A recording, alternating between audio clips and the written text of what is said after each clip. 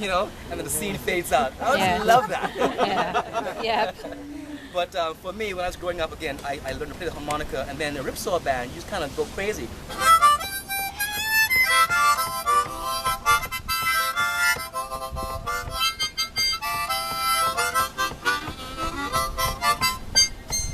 Okay. Yeah. And you know, and the folks, they couldn't play, you know.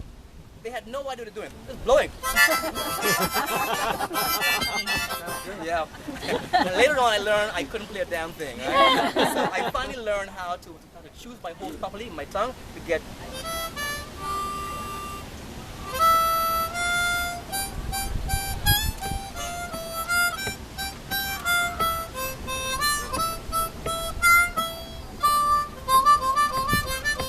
And so then I can pick out a certain song. Yeah. So the harmonica.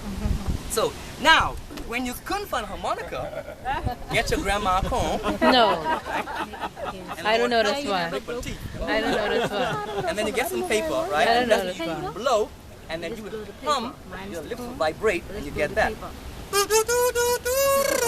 Oh my God. That's a little bit desperate. Right? That's our island harmonica.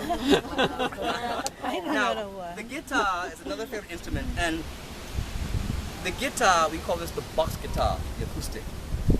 Of course, now all the bands are using keyboards and drum sets and drum machine guitars, but a real ripsaw band is an acoustic guitar, an accordion, a frame from, a rim, a shaker. Of course, we always have a saw.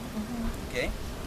And before I even go to my last song here, I just want to make one more observation about the connection between the United States. So we had the Loyalists coming here, yes, and they brought them our ancestors, many to the Caicos Islands.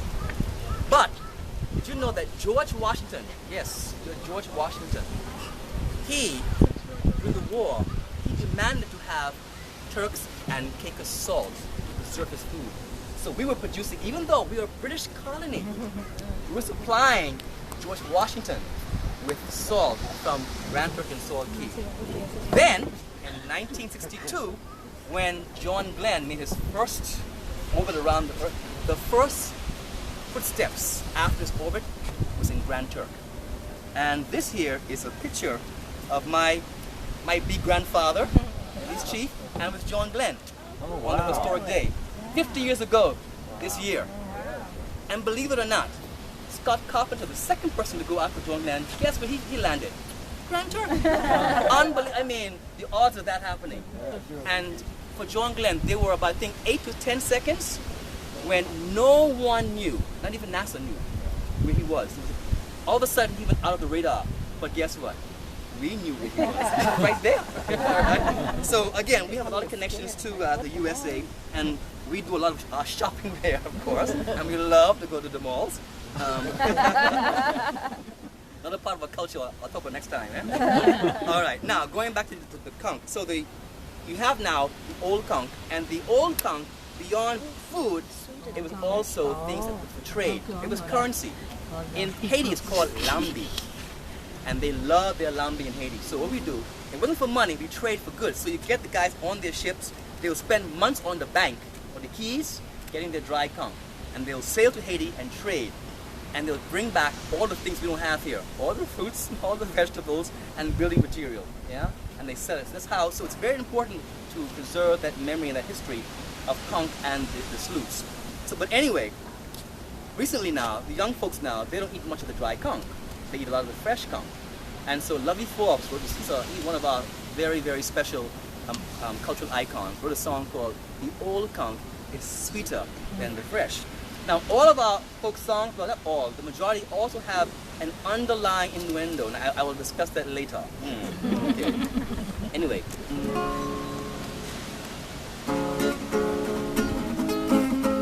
Well, by the way, imagine the saw.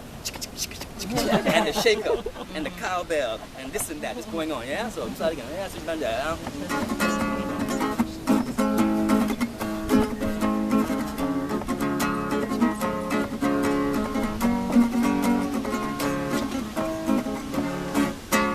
old conch is sweeter than the fresh conch. The old conch is sweeter than the fresh conch. especially when you put it in peas and rice. I say the old conch will make it taste so nice. You all hear me?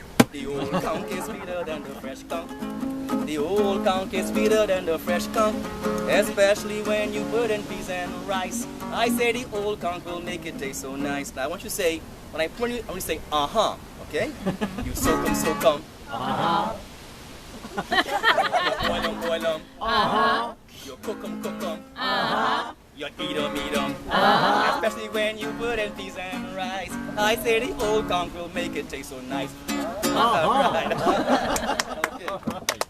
So now you know the old conch tastes sweeter than the fresh conch. But then the underlying thing is the experienced men, the old conch. Yeah, you figure it out, right? And kids present here. So many of our folk songs do have an underlying interesting theme. It's a very interesting song called Sugar You Come, Yes I Come Again. What you bring, cake and sugar plum. Give me some, I can give you. Oh sugar, yes I come again. Sweet sugar, yes I come. Very innocent, yes? All right, A but 17-year-old gets it. it's a call response, right? The guy is saying, my darling, you come? You came back home? Sugar, you come? Yes, I come. She goes, what you bring? Cake and sugar plum. But it's not no cake, it's my cake and my sugar plum. And of course, as men, where we go? Give me some. And they go, what? I can't give you none. What we do? Oh, sugar. Okay. So, you see, all our songs have these little things. But, yeah. The kids luckily don't know until they grow up, hopefully. I know the 12-year-old got it too. Too much television, young man. That's what it is. All right, so